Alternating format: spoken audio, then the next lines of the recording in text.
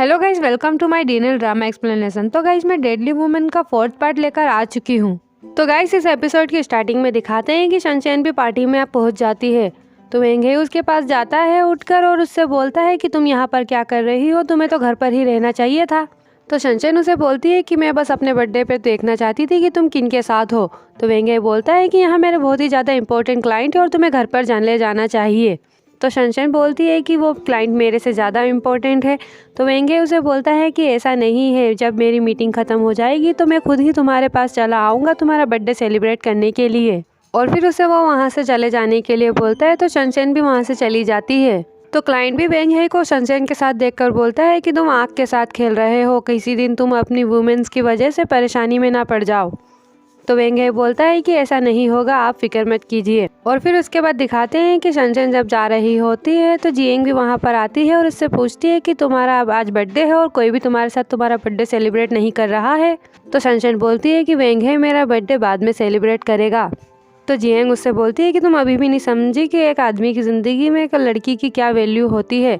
तो जिएंग उससे ये भी कहती है कि मेरे पास करियर है, पैसा है और एक बेबी भी है, तुम्हारे पास तो बस एक सड़ी सी सस्ती सी बॉडी है और तुम बस यूज़ करने का एक हथियार हो। और ये सब बोलकर जिएंग वहाँ से चली जाती है और सनशाइन बस उसे गुस्से से देखती ही रह जाती है।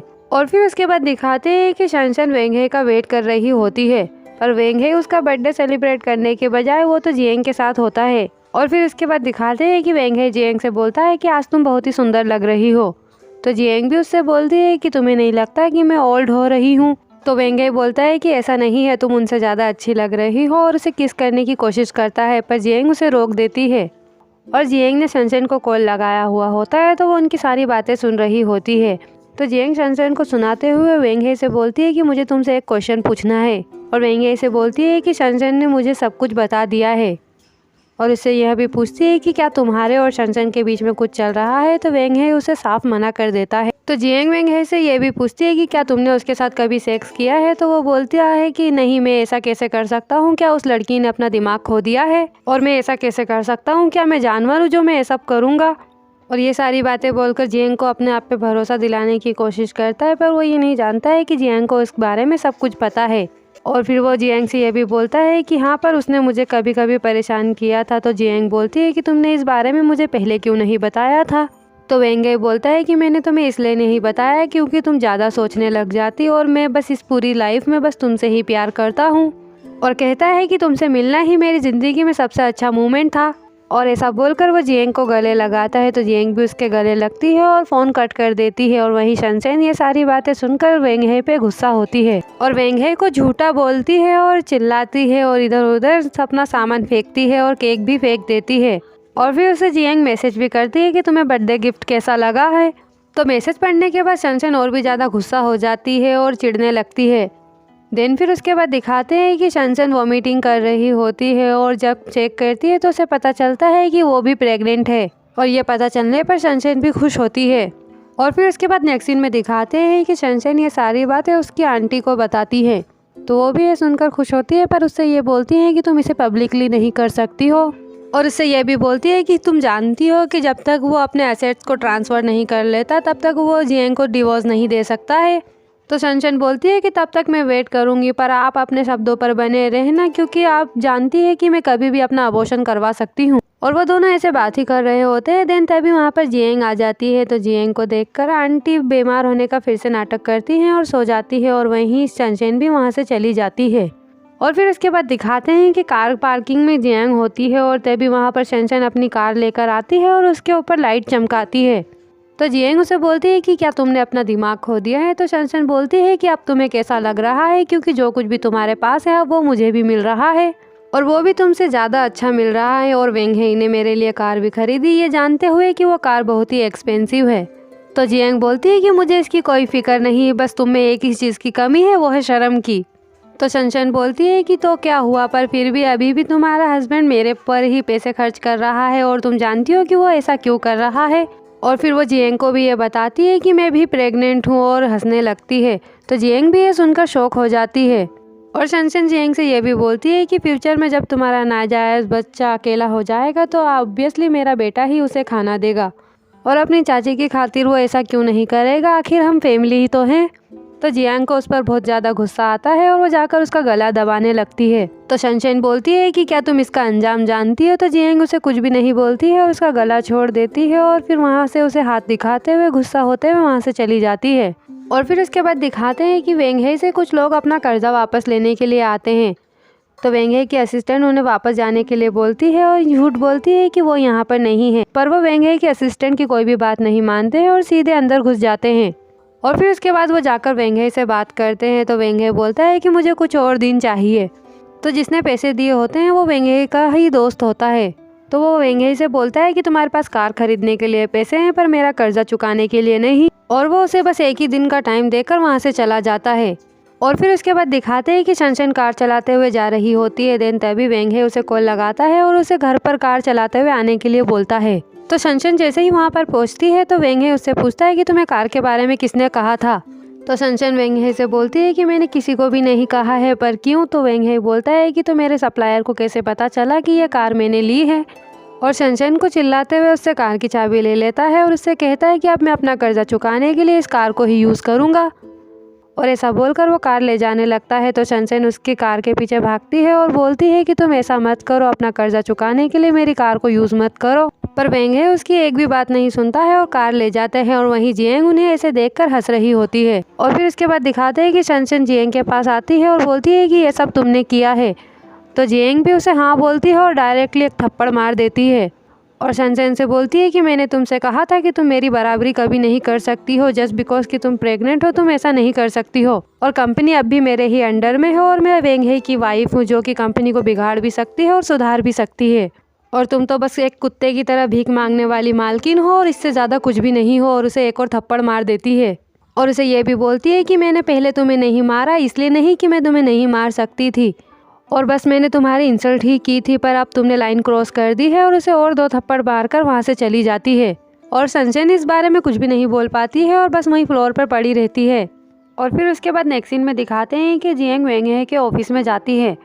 तो वहीं वो ये सोचते हुए जाती है कि वेंगहे मेरा है और कंपनी भी मेरी है और इसे मुझसे कोई भी दूर नहीं कर सकता है। और तभी सनशाइन लीन को भी वहाँ से जाते हुए देखती है और उसके पास जियांग का हैंडबैग भी होता है। तो सनशाइन उसे वहीं रोकती है और उसके ऑफिस में चली जाती है और छानबीन करने लगती है। और फिर सनशाइन लीन से सवाल भी पूछने लगती है कि ये बैग तो मैंने जियांग के पास देखा था और ये तुम्हारे पास क्या कर रहा है। तो लीन उसे इस बारे में कोई भी जवाब नहीं देती है और उससे पर्स लेकर नीचे रख देती है। और फिर उससे ये भी बोलती है कि ये मेरा ऑफिस है और तुम यहाँ से चली जाओ। तो सनशाइन उसे एक थप्पड़ मार देती है। तो लीन को भी सनशाइन पे गुस्सा आ जाता है और वो भी उसे मारने लगती है। और इसी बीच वो ज़मीन पर लौटकर एक दूसरे के बाल पकड़कर लड़ने लगती हैं। और वहीं ऑफिस के सारे लोग भी उन्हें ऐसे लड़ते हुए देख रहे होते हैं। देन तभी वेंगहे भी वहाँ पर आ जाता है और उन्हें रोकता है। और फिर इसके बाद वेंगहे सनशाइन से भी ये भी पूछता है कि तुम यहाँ पर परेशानी खड़ी करने के लिए क्यों आई हो और तुमने लियन से लड़ाई भी क्यों की है, और तुम्हें नहीं लगता कि मेरे पास ऑलरेडी कितनी सारी परेशानियाँ हैं। तो सनशाइन वेंगहे से बोलती है कि वो जियांग की खबरी है और तुम्हें उसका फ़ोन चेक करना चाहिए। तो वेंगहे उसे चिल्लाता है और बोलता है कि अब तुम बस करो, तुम मुझे मेरी ही कंपनी में शर्मिंदा कर रही हो। तो सनशाइन बोलती है कि तुम उसकी तरफदारी क्यों कर रहे हो, क्या तुम्हारा उसके साथ कोई अफेयर है। तो वेंगहे उसे कोई जवाब नहीं देता है। तो वो ये बोलती है कि तुमने इसके लिए मना भी तो नहीं किया है।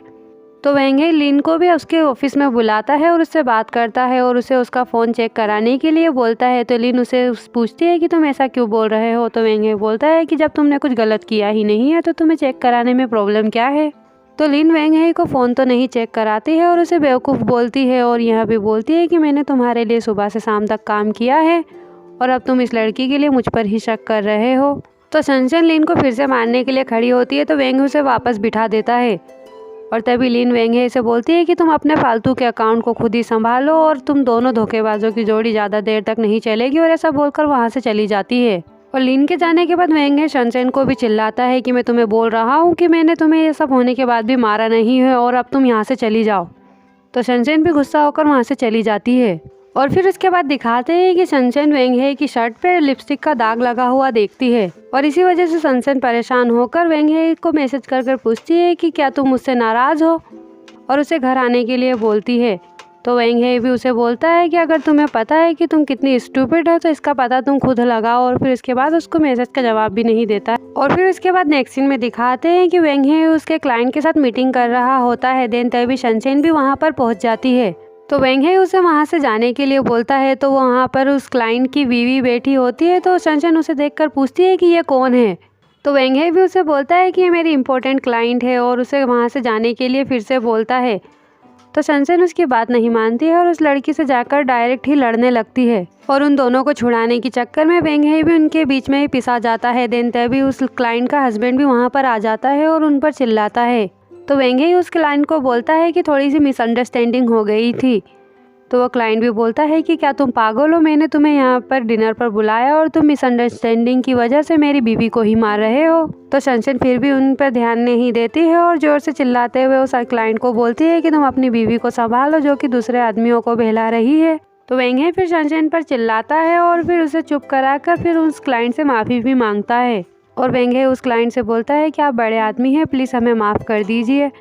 तो वो क्लाइंट बोलता है कि तुम ही क्यों नहीं बड़े इंसान बन जाते हैं। तो वेंग हे फिर शनशन को जाकर एक थप्पड़ मार देता है और फिर उन्हें सॉरी बोलता है। तो वो क्लाइंट भी बोलता है कि मैं देखता हूँ कि तुम ये सब कैसे मैनेज कर सकते हो, और ये भी बोलता है कि अगर मेरे सामान को कुछ भी हुआ तो मैं तुम्हें मार डालूंगा, और ऐसा बोलकर वो वहाँ से चला जाता है।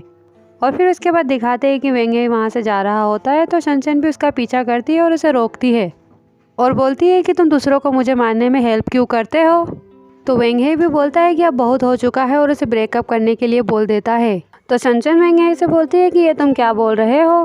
तो वेंग हे बोलता है कि अब मैंने साफ साफ तुमसे कह रहा हूँ, बस अब मुझसे ब्रेकअप कर लो और अब मुझे कभी भी फॉलो मत करना, और ऐसा बोलकर वो वहाँ से चला जाता है। और वहीं शनशन ये सब सुनकर वहीं बैठकर रोने लगती है। देन तभी वहाँ पर जियांग भी आती है। तो शनशन जियांग से बोलती है कि ये सब तुमने ही किया है। तो जियांग भी उसे हाँ बोलती है और उसे बेवकूफ़ भी बोलती है, और तुम्हें लगता है कि एक मिस्ट्रेस वाइफ की जगह ले सकती है। और जियांग शनशन से ये भी बोलती है कि तुम अपने बच्चे के बारे में सोचो जो कि बिना पापा के नाम के पैदा होगा, और वो भी अपनी मोम की ही तरह। और ऐसा बोलकर जियांग तो वहाँ से चली जाती है। और शनशन भी उसके जाने के बाद बोलती है कि मैं कभी हार नहीं मानूंगी, और ऐसा बोलकर उसे देखती रहती है।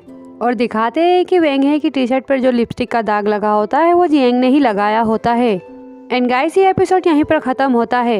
एंड आई होप कि आपको यहाँ वीडियो अच्छा लगा हो। तो इसके नेक्स्ट पार्ट के लिए वीडियो को लाइक और चैनल को सब्सक्राइब जरूर करें ताकि आप मेरे आने वाले वीडियो सबसे पहले और आसानी से देख सकें।